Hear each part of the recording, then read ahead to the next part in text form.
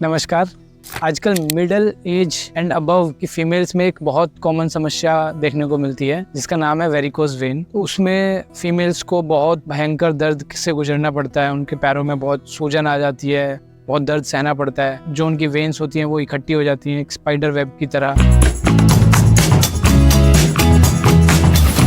तो आज की इस वीडियो में हम बात करने वाले हैं कि वेरिकोज वेन होती क्यों है और उसके लिए सरल योगासना क्या कर सकते हैं जिससे कि वो ठीक की जा सकती है। यहाँ बिल्कुल वेरिकोज वेन को योगा से ठीक किया जा सकता है। हमारे कुछ स्टूडेंट्स थे जिन्होंने वेरिकोज वेन के लिए योगा किया और उनकी 6-7 महीने में उनकी समस्या काफी हद तक टल गई। इवन कुछ केसेस में तो सर्जरी बताई गई थी और वो सर्जरी भी टल गई। तो इसका बेसिक रूट कोज जो है ना, उसमें हमें थोड़ा ब्लड सर्कुलेशन के बारे में समझना पड़ेगा। तो हमारी बॉडी में जो ब्लड सर्कुलेशन होता है वो हार्ट से जब पंप होता है, ब्लड आर्टरीज के थ्रू हमारे पैरों तक जाता है। लेकिन वही ब्लड वापस हार्ट में उसको आना होता है तो वो आर्टरीज के थ्रू नहीं, वेन्स के थ्रू आता है। और वेन्स में कोई पंप नहीं होता है बॉडी का। उसमें एक उसकी जो संरचना होती है, उसकी जो कंस्ट्रक्शन होती है वेन्स की, वो वी शेप के वॉल्व से बनती है। उसके अंदर छोटे छोटे वी शेप के वॉल्व्स होते हैं। तो जिसमें क्या होता है कि ब्लड एक स्टेप ऊपर चढ़ेगा तो वापस नीचे नहीं जाएगा। तो वी शेप के जो वॉल्व्स होते हैं वो उसको होल्ड करके रखते हैं। और इसके अंदर जो पंपिंग होती है ब्लड की वो मसल्स से होती है। मसल्स हमारे एक्टिवेटेड होते हैं। हम कुछ भी कसरत करते हैं, कुछ भी काम करते हैं, मसल्स एक वाइब्रेशन के थ्रू ब्लड को ऊपर की तरफ पंप करने में मदद करते हैं। लेकिन जब हमारे जीवन की शैली कुछ इस तरह की हो जाती है कि जहाँ हमारी कुछ एक्टिविटी ना हो और हम लोग थोड़ा सेडेंट्री लाइफस्टाइल फॉलो कर रहे हैं, यहाँ पे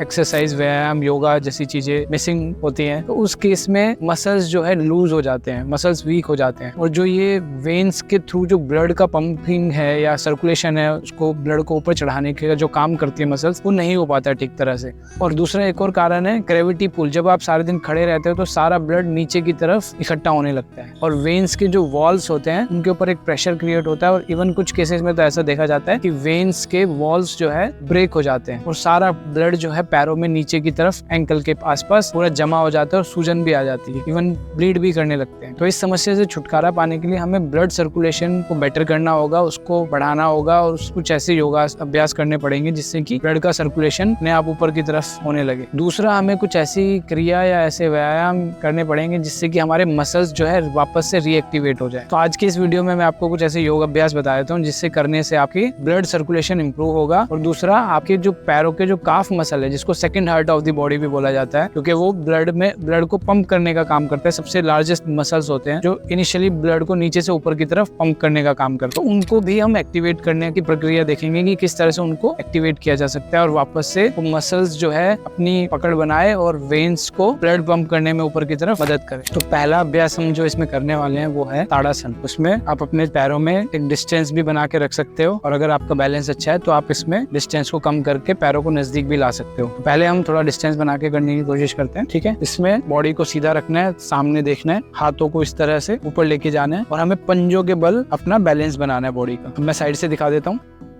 इस तरह से हमें ये बार बार ये 15 से 20 बार करना है। ये अभ्यास करने से हमारे काफ मसल्स एक्टिवेट होंगे और ब्लड को पंप ऊपर करने में मदद मिलेगी। दूसरा अभ्यास जो है खड़े होकर ही हमें वृक्षासन करना है। तो इसमें एक पैर के ऊपर हमें अपने पूरी बॉडी का बैलेंस बना के रखना है और दूसरा पैर जो है अपनी जंघा पे यानी कि थाई पे ऐसे इस तरह से सोल को पूरा टच करना है। और इसमें घुटना आगे की तरफ नहीं आएगा, ये घुटना एक लाइन में रहेगा बॉडी की, ठीक है। अगेन हम इसमें सीधे सामने देखकर इसको होल्ड कर सकते हैं। इससे हमारे पैरों की मसल्स को मजबूती मिलेगी और पैरों के मसल्स मजबूत होंगे तो ब्लड सर्कुलेशन में हमें हेल्प होगी। तो इसके नियमित अभ्यास से भी हमारे पैरों में जो मसल्स ढीले हो गए हैं उनमें वापस से इस अभ्यास की मदद से हमें मसल्स को रीएक्टिवेट करने में मदद मिलेगी जो मसल्स ढीले हो गए। तीसरा अभ्यास हम लेटकर करेंगे। तो इसमें हमें कमर के बल लेट जाना है और अपने पैरों को ऊपर की तरफ उठा के रखना है। इसमें यहाँ ऊपर आने के बाद में आपको जो टोज है एक बार पेट की तरफ और एक बार छत की तरफ यानी कि आसमान की तरफ इस तरह से चलाते रहना है। ऐसा करने से भी हमारे काफ मसल्स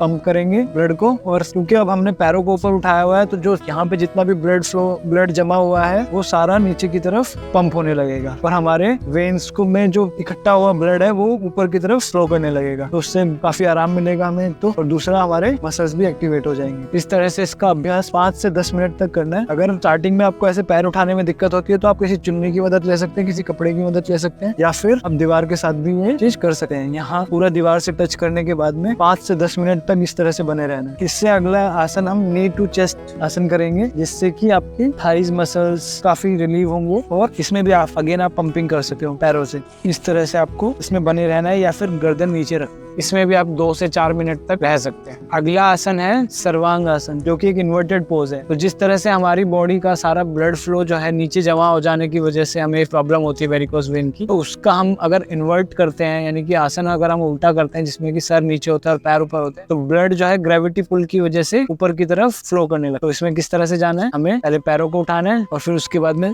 धीरे से ऐसे कमर उठाकर आपको इस आसन में 30 सेकंड से 1 मिनट तक हम बने रह सकते हैं स्टार्टिंग में, और धीरे धीरे इसमें टाइम बढ़ा सकते हैं। इसमें टोज को ऊपर की तरफ पॉइंटेड रखना है और हिप्स को टाइट करके रखना है। फिर धीरे से इसमें से बाहर आना है, 30 सेकंड के लिए रिलैक्स करना है और फिर अपने दाईं तरफ से बाहर आ जाना है। आखिरी एक आसन जो हम करेंगे उसमें हमारे जो कूल्हे हैं उनके मसल्स को थोड़ा सुडौल बनाने में हमें मदद मिलेगी, और कमर का जो रीजन है ये भी हमारा काफी सुडौल हो जाएगा। तो वो है अर्ध मत्स्येंद्र आसन। तो इसमें हमें क्या करना है, पैर को इस तरह से अपोजिट पे नी के पास लेके आना है। मैं इस पैर से करता हूँ, इस तरह से राइट पैर को लेफ्ट नी के अपोजिट साइड रखना है और सीधा हाथ पीछे की तरफ रखते हुए हमें घुटने के दूसरी तरफ से हमें ऐसे ग्रैब करके नी ग्रैब करना है और पीछे की तरफ मुड़ के देखना है। तो एक बहुत अच्छा ट्विस्टिंग आसन है। इस आसन में भी 30 सेकंड से 60 सेकंड तक होल्ड कर सकते हैं और फिर आप अपने अभ्यास को शवासन से एंड कर सकते हो और उसके बाद में आप नाड़ी शोधन कर सकते हो। नमस्कार।